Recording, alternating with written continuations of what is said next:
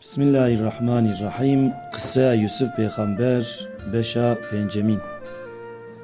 Yusuf Peygamber vakti fehm kir kunkara hile u fi'le Züleyxa bertaraf bike.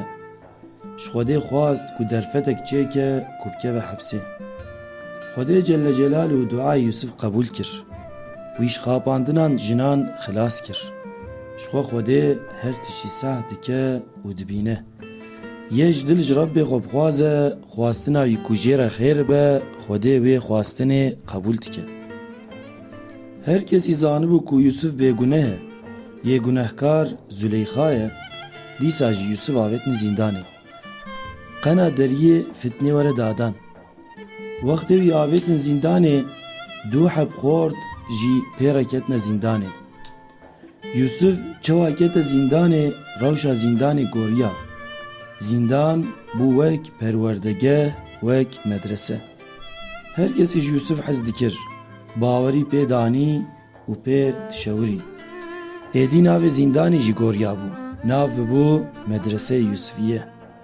Zehfên mehkûman bibûn weka milyaket. Bedena wî û yê hevalên wî di girtîgehê de bûn, lê ji bo rihên wan ev zindan wek qesir, wek cennet bû. Şxweyê Xwedê baş naz bike ku di zindanê de be jî ew zindan jêra weka bihişt e, weka cennet e. Yê wî nas neke di qesra milûkan de be jî ew qesir jêra dibe weka dojeh. Xortên bi Yusuf Peygamber re ketibûn hepsê şevekî xewn dîtin.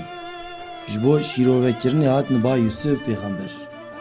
Yekî ji wan got, min di xewna xwe de dît ku min şerab diguvaşt. Yêdin jî got, min goşt danîbû ser serê xwe, wî goştî teyra dixwar. Ji kerema xwe ma'na şîrova van xewnan ji me re bibêje. Yusuf Peygamber gote, baş e, ez ên xewnên we pêşiya xwarinê şîrove bikim. Dema wextê xwarinê hat, pêşî hinek şîret û nesîhet kir û wisa got Yusuf Peygamber. Şîrovekirina xewna Rabbê min hînê min kiriye. Min dev ji qewmê kafir berdaye. Baweriya wan bi Xwedê û bi roja axîretê tune. Ez rêya bavên xwe İbrahîm, İshak û Yaqûb dişopînim. Yê erd û asûmana afrandiye xulqandiye Xwedê bi xwe ye. Heval û şerîkê wî tune. Li ser her tiştî qadir e. Xwedê ji fadl û kerema xwe pêxemberî daye me. Kerema Xwedê li ser her insanê zêde ye. Lê zehfên mirovan hayê wan ji vê tune û şikir ji Rabbê xwe re nakin. Ey hevalê min ê girtîgehê!